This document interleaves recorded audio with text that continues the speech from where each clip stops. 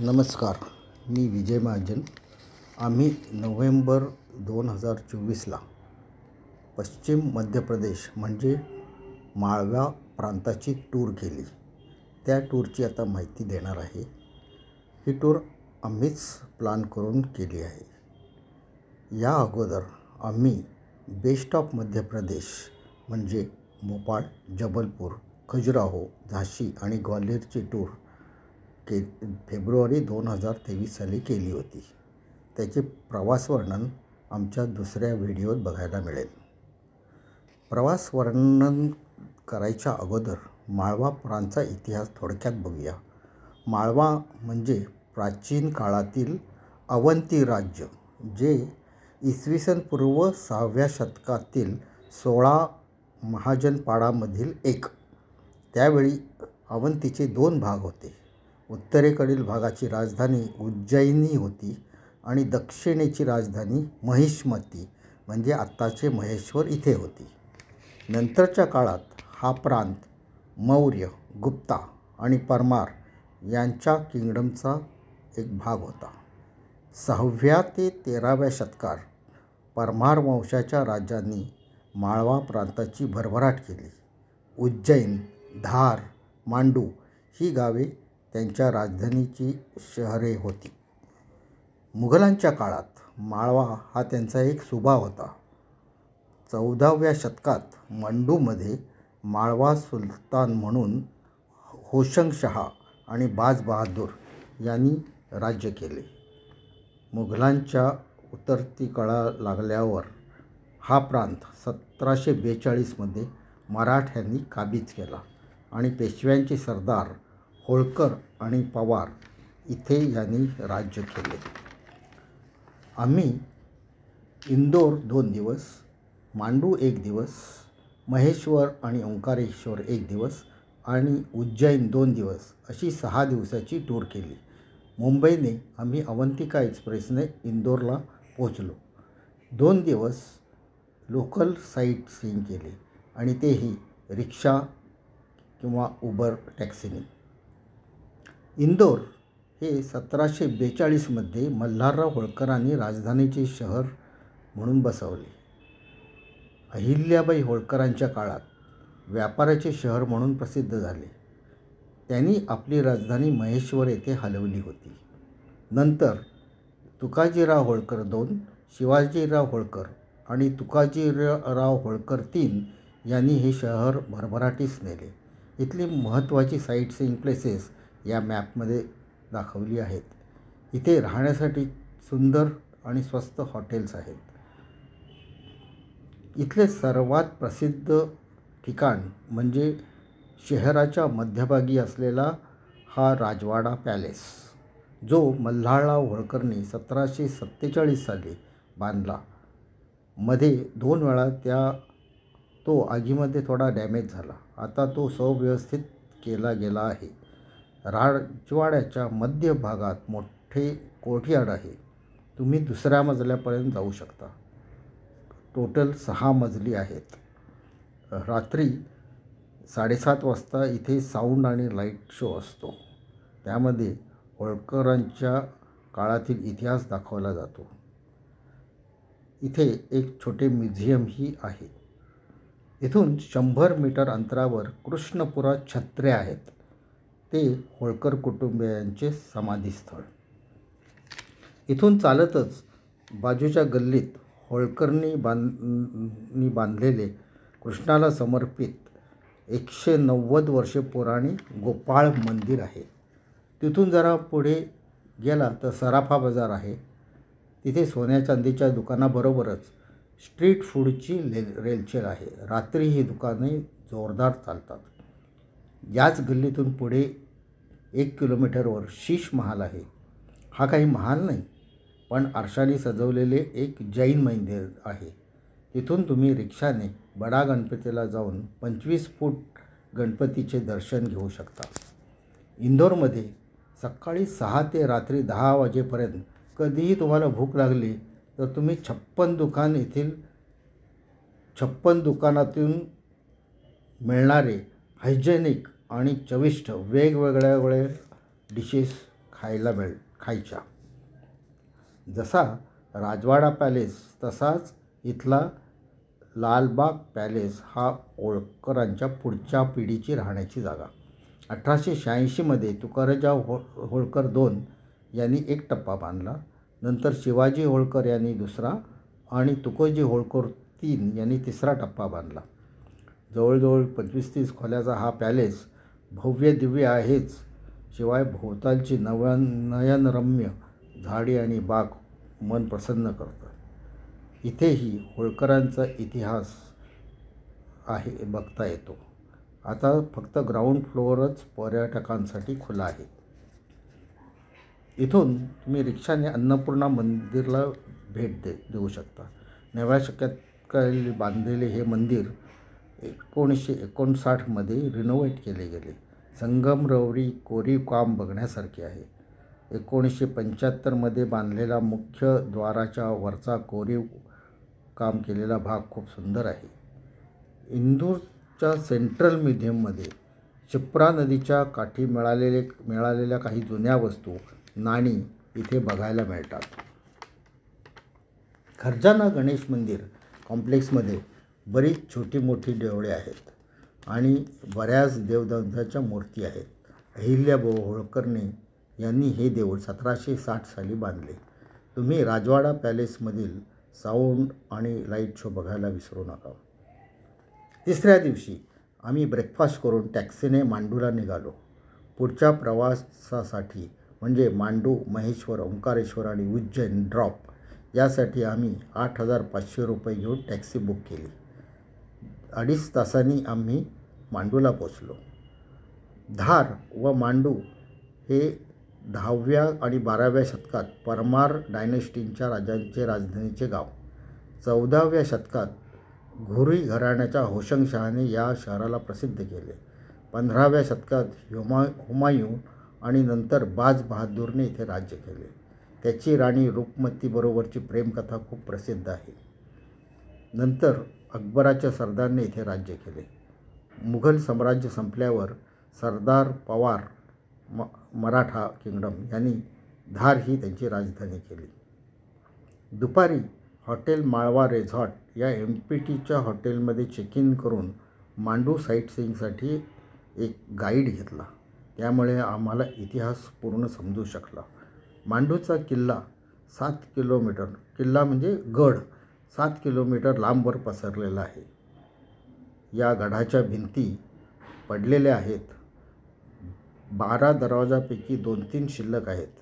इथल्या बिल्डिंग्स म्हणजे जुन्या पॅलेसेस किंवा टॉम्ब्स हे 4 क्लस्टरमध्ये विखुरलेले आहेत.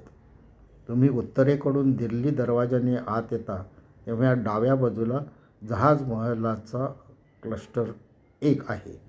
तिकीट घेऊन आत गेल्यावर मांडूचा रॉयल कॉम्प्लेक्स बघून डोळ्याचे पारणे फिटते.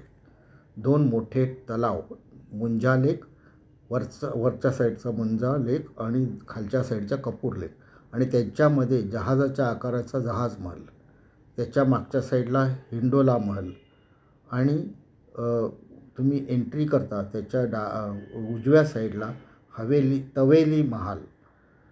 त्या काळात बांधलेली पाण्याची व्यवस्था, आंघोळीसाठी हमाम, गरम थंड पाण्याची सोय, स्टीम बाथ, कासवांच्या आकाराचा स्विमिंग टँक ही सोय घियास-उद्दीन खिल्जीने 1450 साली त्याच्या 1500 राण्यांसाठी केली होती असे म्हणतात.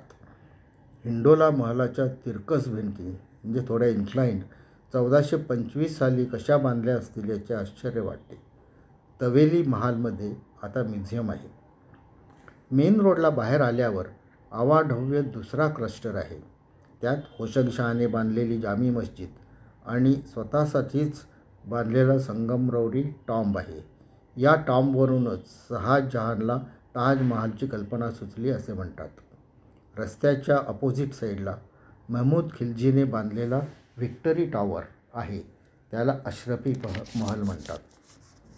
तिसरा क्लस्टर आमच्या हॉटेलच्या म्हणजे MPT माळवा रिसॉर्टच्या बाजूलाच होता. त्यामध्ये दायिका महल जो गरीब आजारी लोकांसाठीचा दवाखाना होता. त्याच्याच बाजूला जाली महाल नावाचा एक छोटी इमारत आहे ती कोणाची तरी कबर आहे. क्लस्टर 4 गडाचे दक्षिण टोकावरती आहे. इथेच बाज बहादूरचा पॅलेस आणि त्याची प्रेयसी किंवा राणी रुक्मतीचे पॅव्हेलियन आहे. हे दोघंही पट्टीचे गायक होते आणि त्यांच्या या संगीत प्रेमामुळे ते एकत्र आले. बाज बहादूर एक शूर पराक्रमी राजा होता, तर राणी रुक्मती खूप सुंदर दिसणारी आणि राग गायन करणारी गायिका होती की जिने खुद्द तानसेनलाच चकित केले होते. जेव्हा अकबराच्या एका सरदाराने मांडूवरती हल्ला केला आणि बाज बहादूरला पळवून लावले, ते कळल्यावर राणी रुक्मतीने विष घेऊन आत्महत्या केली होती. राणी रुक्मतीच्या महलच्या छतावरून बाज बहादूरचा पॅलेस दिसतो आणि दुसऱ्या साईडला लांबवर नर्मदा नदी दिसते. इथून दिसणारा सूर्यास्त खूपच रम्य आहे. रात्री 7:30 वाजता जहाज महलाच्या साऊंड अँड लाईट शो बघायला विसरू नका. दुसऱ्या दिवशी आम्ही ब्रेकफास्ट करून 1 तासावर असलेल्या महेश्वरला पोचलो. महेश्वर पुरातन काळातील अवंती राज्याच्या दक्षिणेकडील प्रांताची राजधानी महिष्मती या नावाने प्रसिद्ध होते आणि नंतर 18व्या शतकात राणी अहिल्याबाईंनी होळकर यांनी आपली राजधानी इंदोरवरून महेश्वर येथे हलवली. त्यांनीच इथली देवळेही रिनोव्हेट केली, नवीन बांधली आणि हा किल्लाही बांधला. महेश्वर छोटे शहर आहे, रस्ते लहान आहेत, त्यामुळे गाडी पार्क करून रिक्षाने किल्ला आणि टेकडीवरची देवळे बघता येतात. तुमच्याकडे गाडी असेल तर तुम्ही 7 किलोमीटर असलेल्या सहस्राधारा येथून नर्मदा नदीचे मोठे पात्र, तिथे 100 धारा दिसल्याचे दृश्य बघू शकता. अहिल्याबाई होळकरांच्या राजवाड्यात शिरण्यापूर्वी तुम्ही खाली उतरून नर्मदा नदीचा घाट बघा. नंतर 10व्या शतकात बांधलेले सहस्रार्जुनीचे मंदिर बघून राणी अहिल्याबाईंनी बांधलेल्या काशी विश्वनाथाचे दर्शन घ्या आणि किल्ल्याच्या आतमध्ये गेल्यावर राणी अहिल्याबाई यांचा पुतळा आहे. राणी अहिल्याबाई होळकर यांचे पती खंडेराव होळकर तरुण असतानाच वारले, त्यामुळे मल्हारराव होळकरांनी सूनबाई अहिल्याबाईंना सती न जाता राज्य चालवण्यास सांगितले. त्यांची राहणी खूप साधी असे, लवाजमा नाही, ऐशाराम नाही, वाडाही खूपच साधा. त्यांचा दरबारही बैठक घातलेला होता.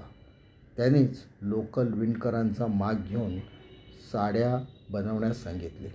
आजही महेश्वरी सिल्क साड्या प्रसिद्ध आहेत. त्याचा एक छोटा व्हिडिओ बघा. दुपारी जेवून 1.5 तासाच्या अंतरावर असलेल्या ओंकारेश्वरला हॉटेल टेम्पल व्ह्यू इथे पोचलो. हे MPTचे हॉटेल राहण्यासाठी छान आहे. इथे 2 ज्योतिर्लिंगाची देवळे आहेत. पहिले नर्मदेच्या उत्तरेच्या काठावर असलेल्या मंधता या आयलंडवर आहे ते 5 मजली ओंकारेश्वर ज्योतिर्लिंग टेम्पल आणि दुसरे दक्षिणेच्या घाटावर असलेले मामलेश्वर ज्योतिर्लिंग टेम्पल. या दोनही घाटांना जोडणारे 2 पादचारी ब्रिजेस आहेत. त्यातला एक म्हणजे रोपनी बनवला आहे. दोनही ब्रिज तुम्ही उतरल्यावर ओंकारेश्वराच्या 5व्या मजल्यावरच्या मंदिरात जाऊ शकतात. सणाच्या दिवशी आणि पौर्णिमेला इथे खूपच गर्दी असते. 4 ते 5 तास रांगेत थांबावे लागते. तुम्ही 300 रुपये भरून सुलभ दर्शनचा पास घेतला तर 1 तासात दर्शन मिळते. तुम्हाला घाटावर जायचे असेल तर 5 मजले उतरून जाऊ शकता. हा घाट तसा स्वच्छ नाही, काही लोक इथे आंघोळ करतात.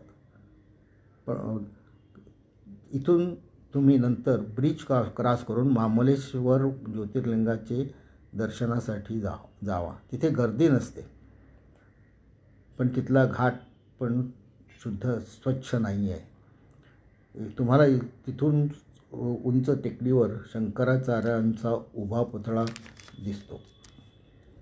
दुसऱ्या दिवशी सकाळी आम्ही पुन्हा एकदा ओंकारेश्वर देवळाच्या आजूबाजूला आणि नर्मदा घाटावर फिरलो आणि जसं सुंदर दर्शन नर्मदा नदीचं असं मिळतं. ब्रेकफास्ट करून आम्ही उज्जैनला निघालो. इंदोरपर्यंत रस्त्याचे रुंदनीकरणाचे काम चालू असल्यामुळे 80 किलोमीटर जाण्यासाठी 3 तास लागले. पण इंदोर ते उज्जैन हा 55 किलोमीटरचा रस्ता सव्वा तासात पार केला. सम्राट अशोकाच्या आणि नंतर परमार घराण्याच्या काळात उज्जैन प्रसिद्ध होते. पण मराठ्यांनी इंदोरला राजधानी केले आणि ब्रिटिशांनीही इंदोर हे व्यापाराचे शहर केले. त्यामुळे उज्जैनचे महत्त्व थोडे कमी झाले. या मॅपमध्ये तुम्हाला उज्जैनची साईट सीइंगची स्थळे दिसतील. चालू करूया उज्जैनचं साईट सीइंग. पहिलं आहे संदीपनी आश्रम. प्राचीन काळात कृष्ण आणि बलराम यांनी संदीपनी ऋषींच्या आश्रमात 14 कला आणि 64 विद्येचे शिक्षण घेतले. त्यांची माहिती आताही या पेंटिंग्सद्वारे संदीपनी आश्रमात तुम्हाला बघायला मिळते. ही उज्जैनची 2 प्रसिद्ध देवळे. एक काळभैरव मंदिर हे या गावचे रक्षणकर्त्यांचे देऊळ. 1761च्या पानिपतच्या युद्धात पराजय झाल्यानंतर मराठा सरदार महादजी शिंदेने आपली पगडी इथल्या देवाला अर्पण केली आणि देवळाचा जीर्णोद्धार केला. या देवीला दारू प्रसाद म्हणून अर्पण करतात.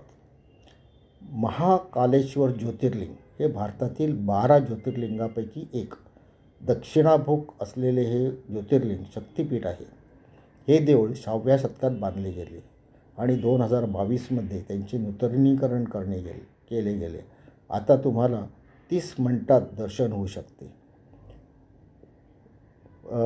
तुमच्या पहाटेच्या भस्मास आरतीसाठी रात्रीपासून इथे लाईन लागते. रात्री इथल्या देवळाची व्ह्यू लाईटिंगमुळे खूप सुंदर दिसतो.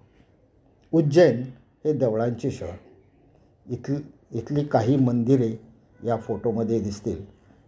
यातली बरीच देवळे प्राचीन आहेत. फक्त इस्कॉन टेम्पल आत्ताच बांधलेले आहे. खूप सुंदर बघण्यासारखी आहे. शहरापासून 5 किलोमीटरवर महमूद खिलजीने बांधलेला कालियादेह हा पॅलेस एकेकाळच्या सन टेम्पलच्या कॅम्पसमध्ये आहे. भार्तृहत्ती या गुहेत राजा विक्रमादित्याचा भाऊ भार्तृहरी हा कवी पंडित ध्यानासाठी बसत असे. महाकालेश्वराच्या देवळासमोर रुद्रसागर तलावाच्या बाजूला बांधलेला 900 मीटर लांबीचा महाकाल कॉरिडॉर खूप सुंदर आहे. पूर्ण फिरायला 3 तास तर लागतातच. पंतप्रधान मोदींचा हा ड्रीम प्रोजेक्ट. रात्री आणि दिवसा 2 वेळा बघायलाच हवा. इथे सँडस्टोनचे कोरीव काम केलेले 108 खांब आहेत.